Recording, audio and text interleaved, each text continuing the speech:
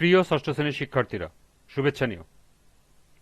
আজকে আমি তোমাদের বাংলাদেশ ও বিশ্ব পরিচয় বিষয়ের নতুন বই থেকে পঞ্চম অধ্যায় বাংলাদেশ ও বাংলাদেশের নাগরিক এর ৪২ পৃষ্ঠা থেকে ১ নং সৃজনশীল প্রশ্নের সমাধান করে দেব।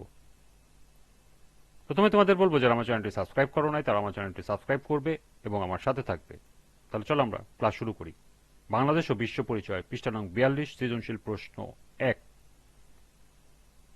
জাকির সাহেব ও আফরিন দম্পতি চাকরি নিয়ে মার্কিন যুক্তরাষ্ট্রে ২০ বছর অধিক সময় ধরে বসবাস করছেন। সেখানে তাদের ছেলে মায়াজের জন্ম হয়।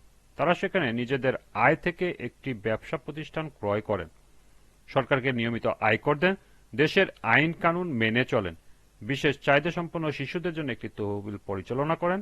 এই দম্পতি এখন মার্কিন যুক্তরাষ্ট্রের নাগরিক। প্রথম প্রশ্ন, ক, রাষ্ট্র কাকে বলে? দ্বিতীয় প্রশ্ন, রাষ্ট্রে বসবাসকারী সকলেই নাগরিক নয় কেন? তৃতীয় প্রশ্ন, জাকির সাহেবের নাগরিকত্ব লাভের প্রক্রিয়া ব্যাখ্যা করো। এবং সর্বশেষ প্রশ্ন, জাকির সাহেব ও মায়াজের নাগরিকত্বের পার্থক্য বিশ্লেষণ করো। তাহলে চলো এখন আমরা ৪টি প্রশ্নের সমাধান দেখে নিই। প্রথম প্রশ্ন ছিল, রাষ্ট্র কাকে বলে? রাষ্ট্র হলো এমন একটি সংগঠন যার একটি নির্দিষ্ট ভূখণ্ড, জনসমষ্টি, সরকার ও সার্বভৌম ক্ষমতা আছে। দ্বিতীয় প্রশ্ন ছিল, রাষ্ট্রে বসবাসকারী সকলেই নাগরিক নয় কেন? রাষ্ট্রে বসবাসকারী স্থায়ীভাবে বসবাসকারী অধিবাসীকে বলা হয় নাগরিক। একটি রাষ্ট্রে নিজ দেশের অধিবাসী ছাড়া ভিন্ন দেশের অনেক লোকও বাস করে। শিক্ষা, ব্যবসা বাণিজ্য, চাকরি ইত্যাদি নানা কারণে তারা অবস্থান করে। এরা বিদেশি হিসেবে পরিচিত। তবে বিদেশিরা স্থায়ীভাবে বসবাস করে না। বিদেশিরা রাষ্ট্রের কোনো রাজনৈতিক অধিকার ভোগ করতে পারে না, আর তাই রাষ্ট্রে বসবাসকারী সকলেই নাগরিক নয়। তৃতীয় প্রশ্ন ছিল, জাকির সাহেবের নাগরিকত্ব লাভের প্রক্রিয়া ব্যাখ্যা করো। উদ্দীপকে জাকির সাহেবের যুক্তরাষ্ট্রে অনুমোদন সূত্রে নাগরিকত্ব লাভ করেছেন। অনুমোদন সূত্রে যারা নাগরিকত্ব লাভ করে তাদের রাষ্ট্রের আরোপিত কিছু শর্ত পূরণ করতে হয়। শিক্ষা, চাকরি, ব্যবসা বাণিজ্য ছাড়াও নানা কারণে এক দেশের নাগরিককে অন্য দেশে বসবাস করতে হয়। তখন রাষ্ট্রের কাছে ওই ব্যক্তি আবেদন করে। আবেদন পরীক্ষা নিরীক্ষা করে রাষ্ট্র শর্ত সাপেক্ষে স্থায়ীভাবে নাগরিকত্ব প্রদান করে। জাকির সাহেবের কিছু শর্ত পূরণের মাধ্যমে যুক্তরাষ্ট্রে অনুমোদন সূত্রে নাগরিকত্ব লাভ করেছেন। জাকির সাহেব যুক্তরাষ্ট্রে ব্যবসা প্রতিষ্ঠান ক্রয় করেন। তিনি ওই রাষ্ট্রে দীর্ঘদিন ধরে বসবাস করছেন। তিনি ওই রাষ্ট্রে চাকুরিরত আছেন। তিনি ওই রাষ্ট্রে ভাষা জানেন। তিনি ভালো চরিত্রের অধিকারী।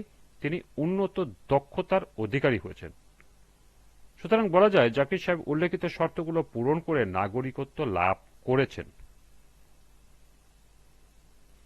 সর্বশেষ প্রশ্ন ছিল, জাকির সাহেব ও মায়াজের নাগরিকত্ব পার্থক্য বিশ্লেষণ করো।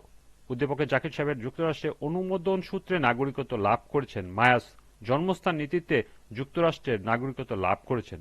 বাবা মা বাংলাদেশি হওয়ার কারণে মায়াজও বাংলাদেশি নাগরিক, অর্থাৎ মায়াজ দ্বৈত নাগরিকত্ব লাভ করেছেন। অনুমোদন সূত্রে নাগরিকত্ব ও দ্বৈত নাগরিকত্বের মধ্যে কিছু পার্থক্য বিদ্যমান। জাকির সাহেব অনুমোদন সূত্রে যুক্তরাষ্ট্রের নাগরিক, অন্যদিকে মায়াজ জন্মসূত্রে যুক্তরাষ্ট্রের নাগরিক। জাকির সাহেব দীর্ঘদিন বসবাসের ফলে যুক্তরাষ্ট্রের নাগরিকত্ব লাভ করেছেন, অন্যদিকে মায়াজ প্রাপ্তবয়স্ক হলে ইচ্ছা করলে যে কোনো একটি রাষ্ট্রের নাগরিকত্ব গ্রহণ করতে পারবেন।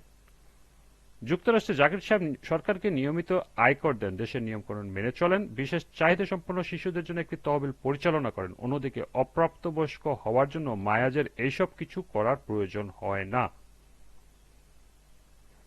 সুতরাং বলা যায় জাকির সাহেব যুক্তরাষ্ট্রে অনুমোদন সূত্রে নাগরিকত্ব লাভ করেছেন এবং মায়াজ দ্বৈত নাগরিকত্ব লাভ করেছেন। এই ছিল ১ নং সৃজনশীলের ৪টি প্রশ্নের সমাধান।